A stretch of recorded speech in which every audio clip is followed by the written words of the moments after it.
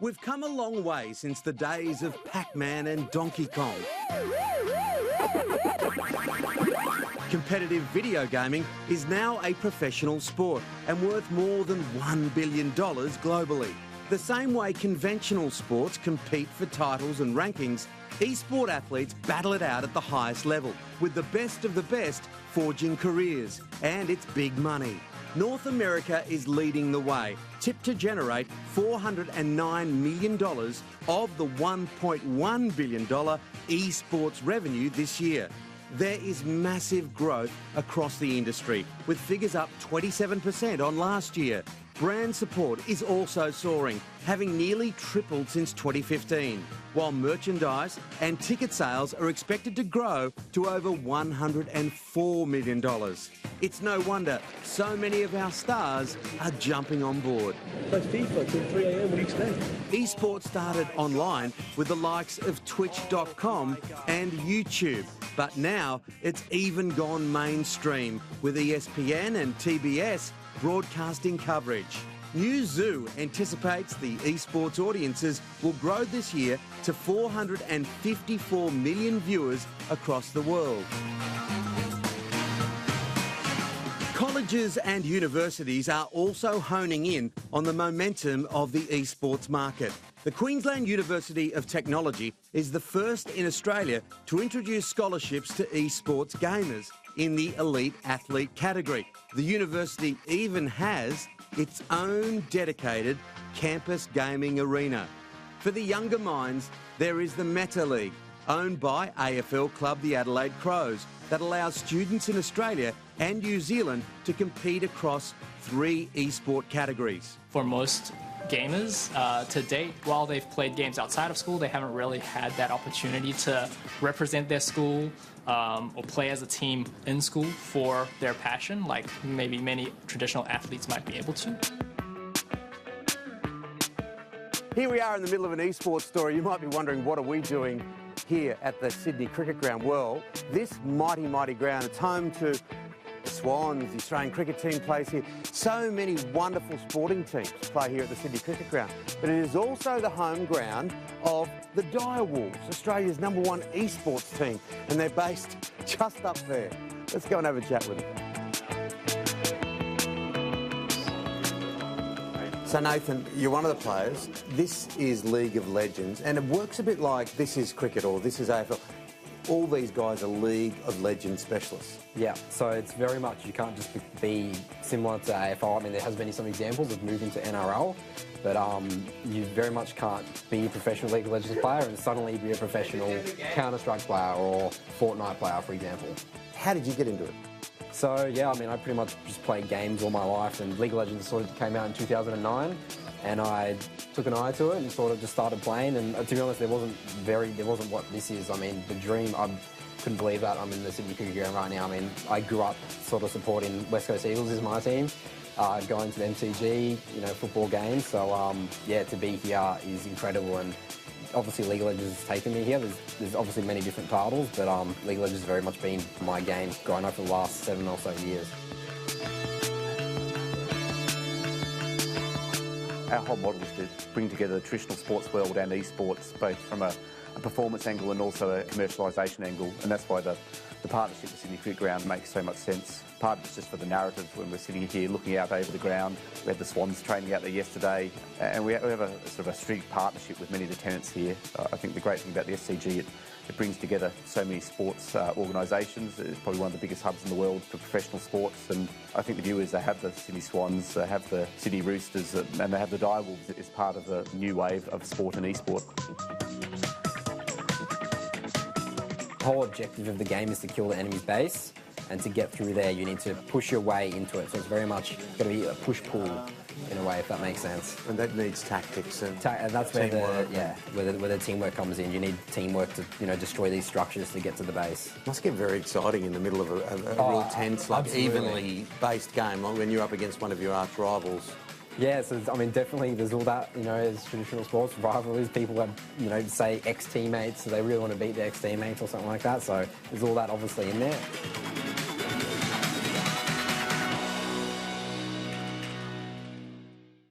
And as a Generation X, this has been a massive education for me over the past few days. We are joined by esports journalist Saemus Byrne. How are you, Saemus? Yeah, really good. Thanks for coming in.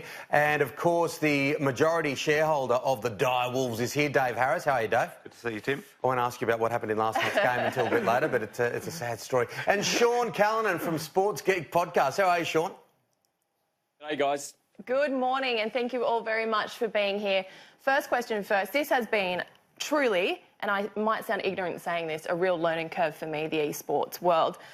Saemus, so many people ask this question. Is this really sport? Are these people truly athletes? Yeah, look, I absolutely argue that these people have athletic capabilities in a very specific context. You know, they can do something no one else can do, and it requires training and persistence and, you know, that sort of constant competitive environment to be able to sort of work out who is the best. Yeah, and even things like people aging out of their ability to perform at this level. You know, when you're talking about kind of reflexes and skills in that sort of a context, that it does mean that you can end up not being as fast as you used to be to play these kinds of games. It's absolutely the kind of thing where physical prowess matters. I love the synergy with the wonderful Sydney Cricket Ground and the Dire Wolves, and we were there yesterday doing the story, putting it together. Dave, look, talk us through their training, because they train 5 days a week. There's nutrition, there's fitness, there's every component to this that you see in mainstream sport. That's right. By putting a bit of structure and professionalism around it, it makes a huge difference. So it's not just a bunch of kids sitting down playing 16 hours a day. There's actually a training day. We have team houses in Surrey Hills. They walk across the park to work. They'll come in. They'll have team meetings. There'll be training sessions, which are effectively practice games against other professional teams. They'll have review sessions. We have analysts, we have sports psychologists, we have personal trainers. They have access to the SCG gym and all the facilities through the network. So it's run like a professional sports team. I find this so fascinating. I really, really do. Sean, the big stars, the big names in the game, I discovered Ninja, worth millions and millions of dollars, big contracts, big draw cards. Tell us about the fame and the fortune, I suppose, that comes with this as well.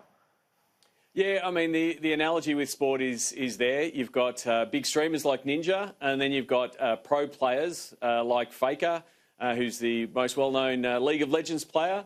And the fans are following the same. They're following LeBron James or Cristiano Ronaldo. So they're building up these fan bases, and the fans are following them, and that's where there's a lot of similarities to sport. It's still growing here in this region, and so that's really the opportunity, and that's the exciting part. That 10 years ago it was sort of in its infancy and just getting started, and now as more content and more events are being played, the fans just aren't getting enough of it. So that's why we're seeing this growth both around the world and in Australia. We were talking before about when Pong came out from Atari, and that sort of takes me back to the 70s. It was the first type of animated game that we saw. It's amazing how this space grows and just goes like that so quickly. Yeah, absolutely. I mean, yeah, it's funny when you look at all of those mile markers really do come back to how it turns into a business, right? You know, that everybody's got a great idea, but how does that then start to actually make money? And so, you know, Atari back in the day, it was that thing of the coin slot filled up with coins, and they knew, therefore, they were onto a winner. These days, the biggest games in the world are actually typically free to play, and they sort of, how do you make the money? And it's because you're just selling people cosmetic items and things that they don't make you better at the game, but they're that part of fandom, and people really sort of saying, I want my characters to look cool in the game. I want to have all these sort of extra parts of it to show off my love for this game. And that's where the money comes in. What are the potential career opportunities for people that are going down this path? Obviously, like any sport, not everyone can be at the elite level. Yeah, so there's a full support staff. Again, similar to traditional sports teams, there's social media, there's graphic designers, there's marketing, there's commercial. If you look at all the revenue streams around esports, it's exactly the same as traditional sports. More heavily weighted towards the digital, but there are live events. So pretty much any career you can pursue in traditional sports, you can also pursuing esports. Sean, I was talking to Nathan in that package prior to coming to our panel discussion, and he mentioned like what has happened for him. It's like a dream come true for him. But all these guys are travelling the world. It's international. Their game changes every few months, so they can only. It's a bit like sticking to either rugby league, AFL, soccer. To transfer from one game to the other is like changing sports. It is, but I guess the opportunities in the space are growing all the time. And as Dave said, I guess the digital side of things is growing all the time. So there's going to be these new jobs created. My general manager, Brandon Defina, who for Gravitas, he was a former pro player. 5 years ago, he was playing at home. And now, the OPL Grand Final will be at Melbourne Esports Open, so at Rod Laver Arena, the same place that we've seen Federer and Serena Williams win. So the growth is there. So there's going to be all these jobs created, and I think there's going to be a lot on the publishers that are producing the games to keep investing in the esports, because it's going to continue to grow, and it's going to need that investment from them to sustain all these people that need to work on this growing industry. I mean, talking about the growth of this, Saemus, you go to these championships, they're sellout crowds. Stadiums are selling out. It is actually wild to see. I saw one in Melbourne at the start of the year. It's phenomenal. It's such an event. Yeah, and I mean, it's funny. We often talk about the fact that Australia is, in a business sense, we're behind the rest of the world by a few years when it comes to sort of the evolution of how big esport can be. But actually, when I talk to some of the biggest players in the world, and I've been to a few of the biggest tournaments out there, that they actually say that in their two favourite events to play at in the world, one is in Poland at a place called Katowice, and it's become sort of this absolute monster of an event. And the other is actually playing here in Sydney at the Intel Extreme Masters. For them, they feel like that the crowd here, when they turn up, that the crowd is just one of the best crowds in the world. They sing, they go completely nuts, and they are completely focused. Something someone pointed out to me was that when you look at the crowd, you don't see people just kind of skimming their phone while the action's happening. They are all focused, they are in love with what is happening. And so for the players, they just completely, they want to come to Sydney. And you can see the excitement in your voice, because this is a space you've worked in for quite some time, and esports has taken it to a whole new world. Now, Dave, I do have to mention this, because last night the Direwolves took on their arch rivals Mammoth, and you grabbed defeat from the jaws of victory. What happened, my friend?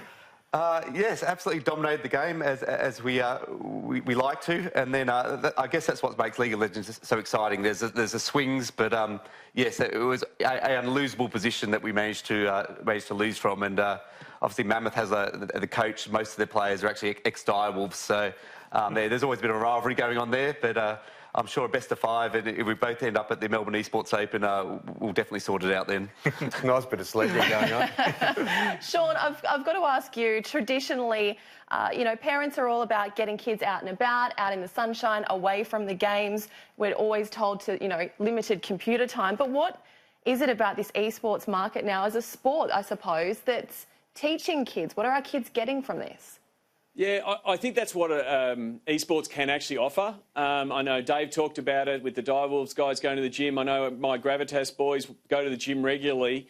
And what I've found is the pro players are taking their health and their sleep and their wellness seriously. The OPL had a headspace round around mental health. And so they're really putting out a good message that if you want to be a pro player and you want to be in the scene, you actually have to look after yourself. So it sort of actually can help counter that argument of everyone who plays games is sitting on the couch and eating poorly. And I think that's a message that the esports industry across multiple titles can put out to the market and help them understand that if you're going to be a pro player, these are things you need to do. You need to do well at school. You need to be smart and track down the right things in school, but also look after yourself to be a professional player. So I think we can actually push out that message and go counter to, I guess, what might be, the gamer persona that mainstream might think of. Well, yeah, it was like a breath of fresh air to me. It really was over the past few days to look at how this is all